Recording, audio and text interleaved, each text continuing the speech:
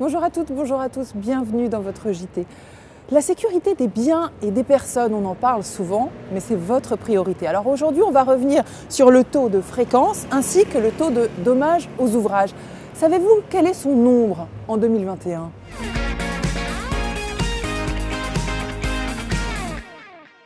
Eh bien, l'an dernier, le nombre de dommages aux ouvrages a considérablement baissé. Il est passé d'à peu près 3000 à très précisément 2426 dommages aux ouvrages en 2021, alors qu'il y a eu 40 000 chantiers de plus.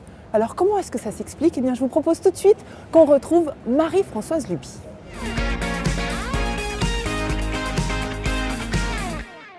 Bonjour Marie-Françoise. Bonjour Sandra. Vous êtes directrice technique et industrielle chez GRDF. Alors expliquez-nous pourquoi. D'abord, je vais dire bravo à toutes les équipes régionales et nationales pour ce très bon résultat. Moins 550 dommages, c'est une très bonne année. Il y a eu beaucoup de démarches qui ont été engagées sur la professionnalisation de la prévention des dommages. On a beaucoup travaillé avec les parties prenantes externes, les collectivités locales, les bureaux d'études, les entreprises de travaux publics. On a également fait des retours d'expérience sur ce qui se passait sur le terrain. Et puis on a essayé de mieux cibler nos visites de chantier pour accompagner les prestataires de travaux et avoir des visites utiles, efficaces en termes d'amélioration. Donc on entend bien, vous nous parlez de la professionnalisation, mais il y a aussi d'une certaine façon quelque chose qui a changé depuis 4 ans, c'est la réglementation. Tout à fait. Donc la réglementation anti-endommagement a amené du plus puisqu'elle a donné du sens aux entreprises de travaux publics, notamment les techniques de terrassement se sont adaptées à l'environnement, elles sont devenues plus douces dans certains environnements.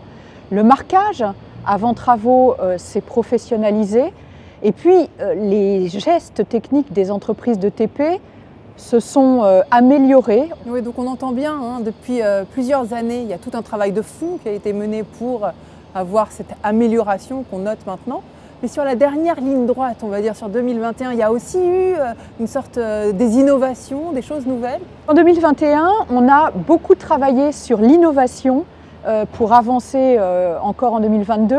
On va renforcer l'intelligence artificielle en analysant l'ensemble des données dont on dispose. Elles sont très nombreuses puisque tous les ans, c'est des centaines de milliers de DT, DICT qu'on reçoit, qu'on va pouvoir analyser et avec ces données-là, on va cibler des visites. Mais il y a aussi la réalité augmentée à laquelle vous faites appel. Exactement. Alors la réalité augmentée, c'est vraiment pour fiabiliser le marquage, aider les entreprises de travaux publics à avoir un marquage plus juste, plus durable. Donc elle a été testée dans les 6 régions en 2021. C'est une technique prometteuse qu'on va poursuivre en 2022. Et puis sur le marquage, il y a aussi le relevé photogrammétrique qui est une technique innovante, prometteuse qu'on va travailler en 2022. Je n'oublierai pas dans le domaine des innovations et des outils prometteurs, cette rue du marquage qui avait été déployée par la région sud-est il y a quelques temps, qui a été déployée dans toutes les régions et qui donne du résultat. J'aimerais quand même qu'on revienne sur ce chiffre de 550 dommages aux ouvrages en moins sur l'année 2021. C'est un très bon chiffre, très bien, mais en réalité ça implique quoi? Ça veut dire quoi derrière? Effectivement, moins de dommages, c'est d'abord moins de risques pour les salariés de GRDF, moins de risques pour les entreprises de TP qui travaillent à proximité de nos ouvrages, moins de risques pour les personnes, et ça c'est très important. C'est moins d'émissions de méthane dans l'atmosphère. Peut-être un dernier mot que vous souhaitez adresser aux collaborateurs de GRDF pour 2022. Bon, d'abord, on va se fixer en 2022 un objectif très ambitieux sur les dommages. On va essayer de conforter ce bon résultat de 2021 en ayant moins de 2500 dommages en 2022. Et on en est capable. Les dommages, c'est le résultat de toute une chaîne. Quand on conçoit un réseau, on fait une analyse des risques. Quand on construit le réseau, on adapte les techniques de terrassement. Et puis, on fait des visites de chantier bien ciblées. efficace. Donc voilà, réfléchir avant d'agir. Merci beaucoup Marie-Françoise. Alors on a bien parlé de l'accidentologie globale qui a diminué par rapport à 2019. En revanche, il y a un deuxième chiffre dont on doit parler dans ce JT qui est le taux de fréquence. Et lui, en revanche, eh bien, il est trop élevé. Alors pour quelle raison ? Eh bien, on en a parlé avec le nouveau directeur Prévention Santé Sécurité. On écoute.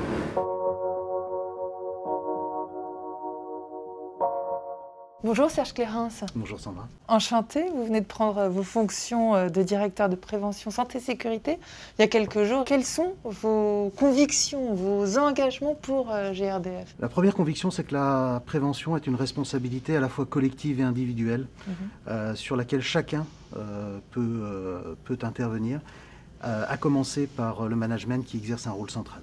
Je suis convaincu qu'il n'y a pas de fatalité en matière de prévention santé sécurité et qu'avec l'implication de tous, on peut viser l'excellence. Enfin, nos chiffres, nos résultats en matière de santé-sécurité sont l'image qu'on renvoie de notre professionnalisme. C'est le gage de notre professionnalisme qui est attendu par l'ensemble de nos parties prenantes, nos clients, les collectivités et l'administration. Donc on se doit d'être exemplaire. Alors justement, on va revenir, si vous voulez bien, sur ce fameux taux de fréquence de 2021 qui est de 3,2 et qui a augmenté par rapport à 2019. Est-ce que vous avez des éléments pour expliquer cette augmentation ? Alors tout d'abord, ce taux de fréquence de 3,2, c'est clairement pas le niveau que nous ambitionnions. Ça correspond à 61 accidents avec arrêt dont ont été victimes nos collaborateurs. C'est trop. Il y a principalement deux phénomènes qui expliquent cette augmentation. D'une part, l'augmentation des accidents dits de plein pied, les chutes, on trébuche, etc. Et ces accidents, on en a eu 13 de plus en 2021. Ces accidents représentent 40% de notre accidentologie, donc c'est très important. Beaucoup, et ouais. ces accidents, je veux dire, pour les prévenir, ça demande l'attention de chacun. Il faut être à ce qu'on fait. Le deuxième domaine sur lequel les accidents ont augmenté, c'est ce qu'on appelle le RIVA, le risque incivilité, violence et agression. Subi donc. Subi par nos collaborateurs. On en a eu 4 de plus en 2021. Ça représente 11% de notre accidentologie.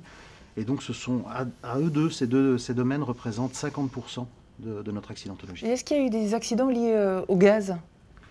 Alors, nous en avons eu 3 en 2021, ce qui doit nous alerter parce que c'est notre cœur de métier, c'est vraiment notre professionnalisme qui est en jeu. Alors 3, ça demeure trop. Nous visons le zéro accident sur ce domaine. Bien sûr. Et plus globalement, des accidents graves, il y en a eu sur 2021 ? Sur ces 61 accidents, il n'y a pas eu d'accident grave, fort heureusement. Néanmoins, on a eu à analyser 43 situations, ce qu'on appelle des situations à haut potentiel de risque, qui auraient pu avoir des conséquences très graves pour les collaborateurs et dont on essaye de tirer le maximum d'enseignements dans le cadre de la prévention pour éviter qu'ils ne se reproduisent. Alors, j'imagine que là, vous venez de prendre vos fonctions. Quelles sont vos ambitions pour cette année 2022 ? Le premier objectif, ce sera bien entendu de ramener ce taux de fréquence, qui est un peu l'image, à un niveau de 2,4, c'est-à-dire notre ambition que nous avions pour 2021. Et comment faire alors ? En travaillant sur plusieurs orientations que nous étudions avec mon équipe, à la fois l'animation de nos prestataires sur les aspects gestion, santé, sécurité, travailler sur notre professionnalisme dans la conduite de nos opérations, la phase de préparation, d'exécution des travaux. On va poursuivre nos actions en matière de risque, incivilité, violence et agression. Et enfin, on va travailler également sur la prévention des risques psychosociaux. On sort de 2 ans où on a été bousculé par cette crise sanitaire. On a tous besoin de retrouver certaines bases et d'y travailler. Mais je voudrais insister réellement sur un point qui est très important et sur lequel nous allons devoir travailler, c'est de consolider un socle commun de culture santé-sécurité au sein de l'ensemble du collectif de GRDF, au sein de l'ensemble de l'entreprise. On entend bien, Serge, que c'est là votre mission. Merci à vous pour toutes ces explications. Sandra. On aura l'occasion d'en reparler, alors à très bientôt. Avec plaisir.